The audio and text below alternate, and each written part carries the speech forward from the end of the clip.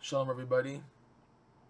Insights in the Parsha of the week, Parshat Ekev, which is pretty long, and it's in a sense a repetition where Moshe Rabbeinu is going over a little bit of historical points, including the golden calf and the destroying of the first tablets, and also a lot of musar comes out of this week's parsha, ethical teachings, ethical conduct, etc.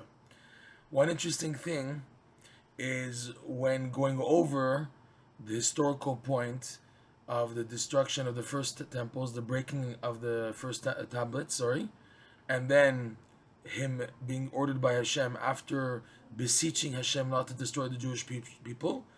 Moshe Rabbeinu is told by Hashem to make a second set of tablets, and in the middle it says there an amazing pasuk. This is chapter 10, verse 6. That right after verse 5, where it says Va'efen va'ared min ahar v'asim et haluchot ba'aron asher asiti v'ayu sham kasher tzivani Hashem. After having made the second tablets, after Hashem inscribed the 10 commandments in the second tablets, so Moshe says that I turned from the mountain, I descended the mountain, and I placed the tablets in the ark, asher asiti, that he made for the second set of tablets. Vayusham kasher tzivani Hashem, and they were in the ark like Hashem ordered. And then right after this, it goes into something totally separate. Uvnei Yisrael and the children of Israel, nasu mi be'erot bnei Akan Mosera. They traveled from this place called the wells of Bnei Akan to a place called Mosera. Sham met Aharon, and that's where Aharon passed away. Vayikaver Sham, and he was buried there.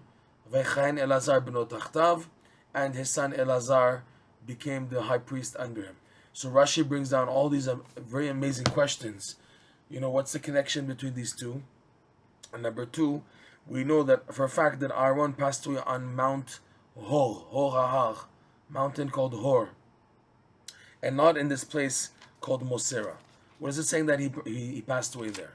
So Rashi brings down that when the Jewish people, after this incident, were now coming to face the king of Arad, and they were afraid of war, they backed out and they went backwards 8 campings, eight journeys, and at the 8th one, the Levites were chasing after them to bring them back. The Jews refused to come back, so there was a battle, an internal brotherhood battle between the Levites and the rest of the Jews, and many Jews were killed in that battle. And the mourning was so bad, the Jews felt at that point the pain of the loss of Aharon. That's where they felt the pain, when so many Jews were lost and bloodshed, and that they were forced to come back, after wanting to chicken out. So all the mourning caused, it made them feel like Aharon passed away there.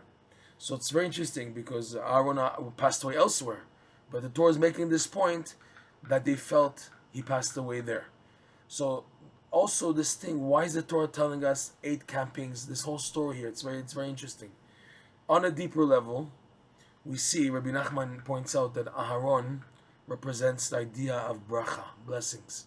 Just like the Kohanim till today, the descendants of Aharon do the blessings, the priestly blessings, Birkat Kohanim. That means that the Kohanim represent the source of bracha. Rabbi Nachman teaches that the bracha is the key to come to tap into light. To have light in life, you need bracha. For bracha, you need simcha. Doing mitzvot besimcha activates the brachot due to the mitzvot in simcha. And this bracha is the stepping stone to receive light from Hashem, and that light brings the clarity. Infinite light, shining clarity into light. So when Aharon passed away, and the Jews were lacking clarity, so after Aharon passed away, and now they had to face war with Arad, who was really Amalek, the Jews, lacking the clarity, because the lack of Aharon, they went back 8 campings. 8 meaning almost 9. They went through 8 stops backwards. Rabbi Nachman teaches that when a person activates blessings in life due to his simcha, so then he reaches now a level called the keter. This keter wants to allow a person to receive light, But the only way for a person to receive light is if he builds the proper vessels for that light. And the proper vessels for that light are totaling nine vessels, which are created by a person being pushed back. In other words, being thrown into frustration and confusion, and then seeing how he holds on. If he holds on to Emunah, even if falling backwards, he falls onto Emunah and Simcha, so he creates these nine chambers, these 9 vessels. If not, then he crashes, okay? The Jewish people went back 8 campings after the death of Aharon. They went backwards, okay? And they wanted to go further. In other words, to make a complete 9. Meaning, they would now go backwards, falling even from number 8 to go to 9 and to lose it all. Not just to create the 9 vessels, but to go further. So because of that, the Levites at that point forced the Jews through bloodshed, through war. If you fall all the way, then there's no hope for you guys. You're going to be killed. And that's what actually happened. If you come back, there's still hope. You create 9 vessels. If now you stop at this point, 8, and don't make it 9. If you make it 9 and show you want to continue to fall back, then there's no hope for you to create vessels for you to go forward. But if now you stop now and come back, there's still hope. So the Jews wanted to keep on going. The Torah tells us 8 reaching, and 8 which is really 9 stoppings, and they wanted to go further, meaning to pass 9 vessels that they're not interested. They want to back up. So because of that, the Levites saw that there's no hope for them, and they had to fight them until there was actually bloodshed. However, if they would have held on and come back, there would have been no bloodshed at all. So now the Torah tells us that what could have been accomplished through just being mitchazik, the Jews would have just strengthened themselves and held on, even though Aharon passed on and the light of the blessings was seemingly hidden. If they would still have held on, building 9 vessels, then they would have the light of clarity to see that they can fight the king Arad, the king of Amalek, with Moshe Rabbeinu and the Jewish people. That would have been enough.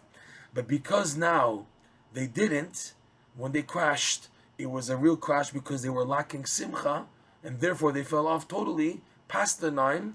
So the only way now to rectify it would be through mourning, which is why the Torah says, Shamet Aharon. At that point, after all the loss of the mourning of bloodshed, because they were going back from 8 campings, which means 9 stoppings, and they wanted to go further. So at that point, bloodshed was activated, and through mourning of the loss of Aharon activated in a more difficult manner what could have been activated without mourning and bloodshed. But they chose that way. So the Torah says it's as if Aharon passed away at that point, and not when he initially passed on. When he initially passed on in Horahar, if the Jews had held on, they would have been able to go and fight and deal with Arad and continue.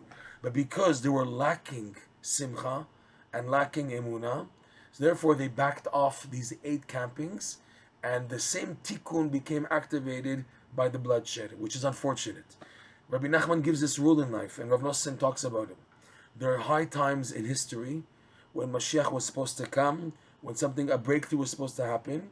If the Jews would merit, it would have been done in a positive way.